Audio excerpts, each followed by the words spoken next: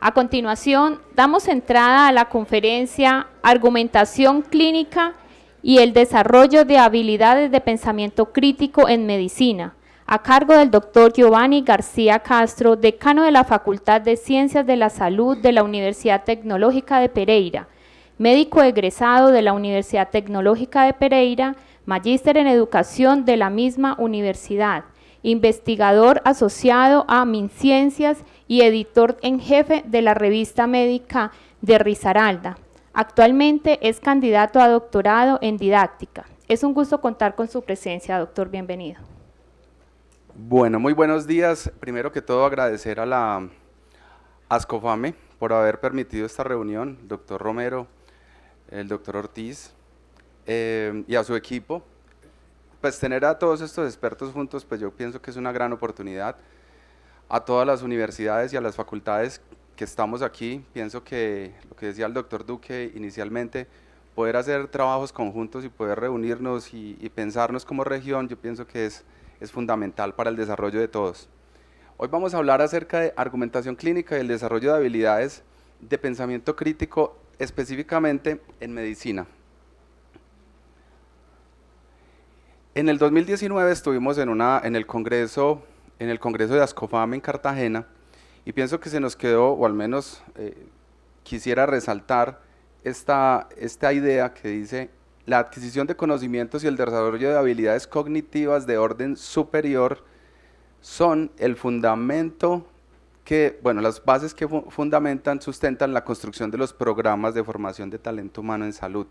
Es decir, que si bien ya vamos a hablar acerca de cómo nosotros pues necesitamos las habilidades comunicativas, las habilidades de trabajo en equipo, las habilidades habilidades y destrezas, de todos modos las habilidades cognitivas de orden superior son la base sobre la cual nosotros construimos nuestros programas y nuestras apuestas. De ahí que también tendríamos que pensar lo que dijeron ahora: perfiles de ingreso, perfiles de egreso, y cómo nosotros vamos a transitar por estas habilidades cognitivas superiores para poder llevar a buen término la formación del médico.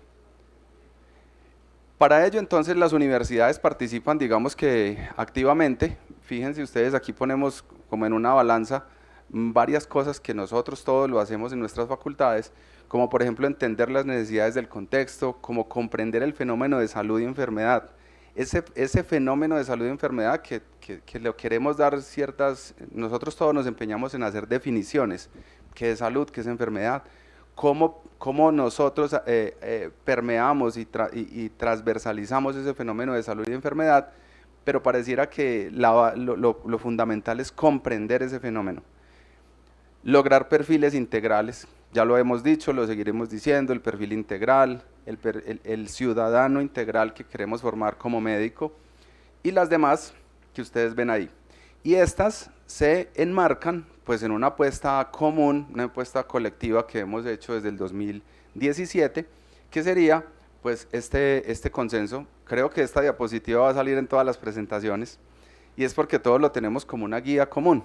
Es decir, aquí en estos 10 puntos están enmarcadas nuestras apuestas de formación, colectivas, individuales, como profes, como estudiantes, como egresados, y nos pensamos siempre en estos 10 puntos.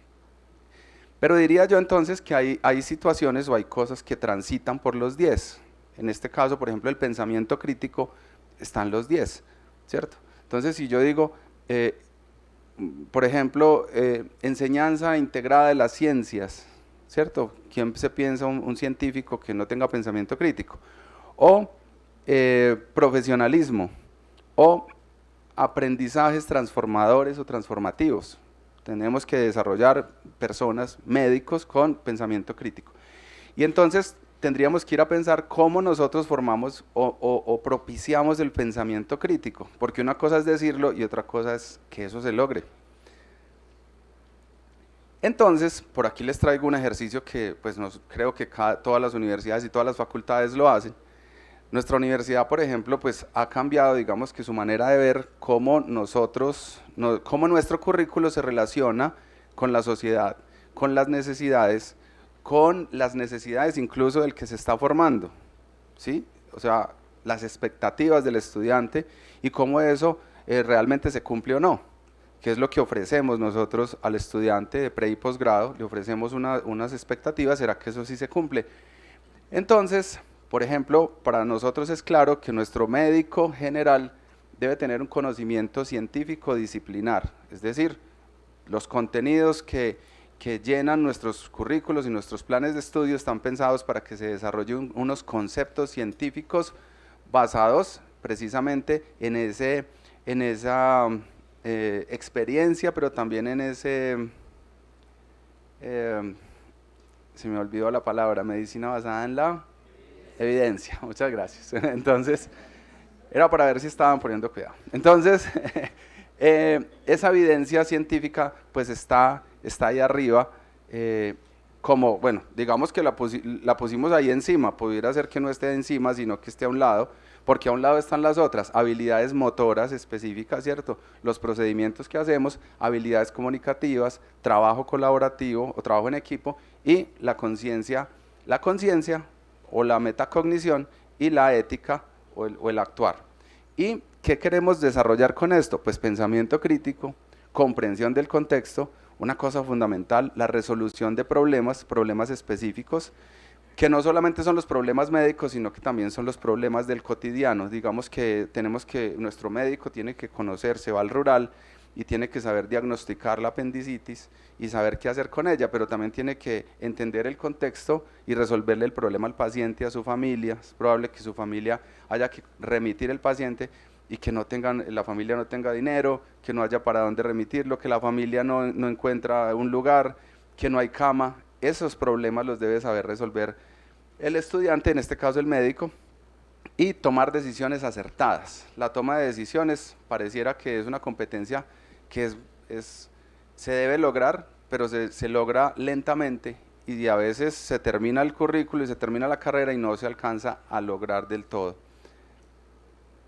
¿Por qué entonces promover la argumentación clínica? Entonces digamos que aquí traigo tres cosas. La primera es porque la argumentación clínica, digamos que mejora los estándares profesionales, ¿sí? Es decir, tenemos manejo de situaciones complejas, el médico se va a enfrentar a esas situaciones complejas y tendrá entonces que tener ese estándar profesional o ese profesionalismo que nosotros ponemos ahí en uno de los 10 puntos, es el profesionalismo, porque si nosotros tomamos mejores decisiones, quien se va a ver beneficiado principalmente pues es el paciente. Entonces, mejores decisiones son iguales a mejor o a mayor bienestar y a una atención adecuada de ese paciente. Adicionalmente, pues la mirada crítica al fenómeno salud-enfermedad, pero no solo al fenómeno salud-enfermedad, sino también a las políticas que están inmersas, y si ahorita nosotros nos pensamos en los nuevos cambios, ¿cierto? En los nuevos cambios políticos que están ocurriendo, pudiera ser que no sé si eso llega hasta las aulas de medicina, pudiera ser que lo encontremos en otras aulas, ¿sí? Seguramente las aulas de ciencias sociales estarán haciendo foros sobre eso, no sé si en los programas de medicina estaremos haciendo lo mismo. Pensamiento crítico, resolución de problemas, uso de conocimiento en contextos específicos y esa construcción de ciencia que para nosotros, o digamos que es fundamental. No solamente traemos ciencia y la enseñamos o la transmitimos, sino que adicionalmente la construimos. Construimos ciencia, no solo con investigación, sino que construimos ciencia todos los días cuando hablamos de la ciencia. Hablamos de lo científico y entonces construimos ciencia. Y aquí, dentro de todo lo que hemos buscado, dentro de un montón de cosas que hemos aportado para llegar a estos desarrollos conceptuales, fíjense ustedes, aquí están todas las causas de muerte en Estados Unidos. Entonces por aquí está el cáncer, las enfermedades cardíacas, por aquí está el EPOC y ese rosadito es el error médico. Así que pudiera ser que, ¿cómo vamos a hacer? A ver, nosotros ¿será que medimos esto? ¿Somos acertados en los diagnósticos? ¿Los manejos que hacemos son realmente buenos? Pues uno le dice al paciente, señor, usted tiene tal enfermedad, tómese esto, hágase estos exámenes, ¿será que eso sí era real? Eso, no nos equivocamos. Digamos que la ciencia médica pues no es exacta, así que no podemos garantizarlo, pero entre menos sea el error, seguramente mayor será el bienestar, mayor será la eficacia de nuestro sistema de salud, podremos utilizar mejor los recursos y todo esto pasa entonces por esas habilidades cognitivas superiores. Hicimos entonces un scoping review sobre cómo estaba esto, cómo era el estado del arte de la argumentación clínica. Primero tengo que contarles que argumentación es polisémico. Así que para muchas personas argumentación significa muchas cosas. Y en inglés, más. Así que argumentación pudiera parecerse a razonamiento, por ejemplo, ¿sí? Y entonces cuando nosotros buscamos en estas bases de datos argumentación, tuvimos que cambiarlo por razonamiento clínico y educación médica. Bueno, hay muchos grupos en el mundo que están estudiando argumentación o que están estudiando, incluso esto estuvo publicado en la revista Medical Education y hay publicaciones completas, revistas de educación médica y revistas incluso dedicadas al tema de argumentación o al tema de razonamiento. Y encontramos que la mayoría, bueno, hay estudios cuantitativos, otros cualitativos, pero me quiero enfocar en lo de abajo. Están enfocados sobre todo en pensamiento crítico, resolución de problemas, diagnósticos acertados, uso del lenguaje, el uso del lenguaje, que es lo que quiero mostrarles el día de hoy, y contextualización de la práctica y uso de estrategias innovadoras. Fíjense ustedes que la mayoría, el gran porcentaje, está en estrategias innovadoras. Pareciera que nosotros hacemos más estrategias innovadoras que pensar en el resultado de la estrategia. O sea, nos gusta a todos hablar de muchos avances tecnológicos, por ejemplo, o de simulación clínica, o de los ECOE, pero finalmente lo hicimos y entonces, ¿qué pasó? Si desarrollamos la competencia o el resultado de aprendizaje que queríamos. Y entonces, les cuento que, pues, digamos que desde esta perspectiva, la argumentación es construir el conocimiento. El uso del lenguaje que refleja lo que yo pienso, construye el conocimiento. Y sobre todo, si es entre pares, es decir, si nosotros promocionamos la argumentación entre nuestros estudiantes, es más rico eso que yo decirle al estudiante, explíqueme por qué usted diagnostica eso y que el estudiante me lo diga a mí. Es mejor que se haga una discusión entre pares. Pero aquí vienen dos temas importantes, la conciencia y la intención. ¿Somos conscientes de las estrategias que estamos haciendo? Porque yo puedo poner en mi microcurrículo, yo promuevo la argumentación, yo promuevo el pensamiento crítico. Yo soy consciente de eso cuando estoy hablando con mis estudiantes, estoy pasando ronda, cuando los pongo a hacer casos clínicos.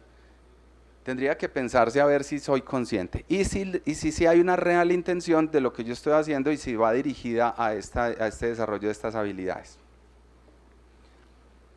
Por lo tanto, entonces aquí hay una pregunta, ¿cierto? Pues todos nos preguntaremos, y entonces si eso no es tan sencillo, entonces ¿cómo hago yo para promover la argumentación?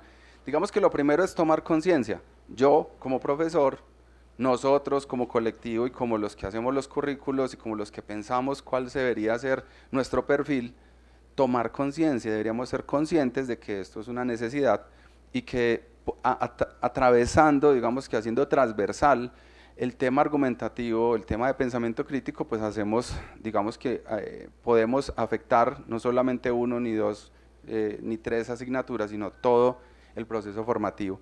Lo otro es planear las prácticas argumentativas, ¿sí? Planear las prácticas argumentativas, no dejarlo al azar, sino hacerlo consciente, hacer una buena planeación, pensar en que estamos tratando de desarrollar estas competencias, luego aplicarlo, que también se vuelve complejo. Por ejemplo, los que han montado aquí un ECOE saben que eso es larguísimo de montar.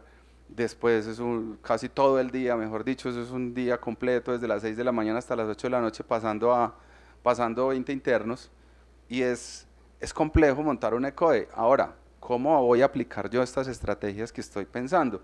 Lo otro es evaluar las estrategias, obviamente evaluar el estudiante, pero también evaluar la estrategia a ver si sí funcionó.